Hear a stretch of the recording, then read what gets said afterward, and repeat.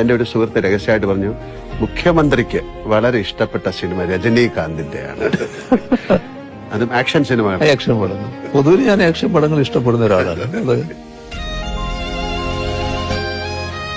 ഏതെങ്കിലും ഒരു cinema scene അത് അങ്ങ് യഥാർത്ഥ ജീവിതത്തിൽ പ്രയോഗിക്കാൻ ശ്രമിച്ചിട്ടുണ്ടോ, സാധിച്ചിട്ടുണ്ടോ?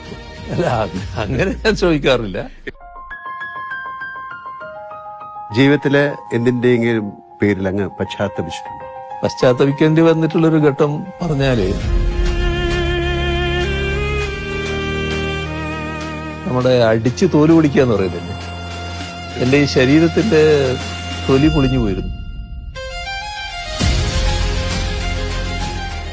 സാർ, ഞാൻ അഭിനയിച്ച ഏതെങ്കിലും സിനിമയിലെ ഒരു ഡയലോഗ് സാറിന് ഓർമ്മയുണ്ടോ? എന്നോട് പറയാൻ. അത് എന്തല്ല ദിനേശനും ദാസനും ഒക്കെ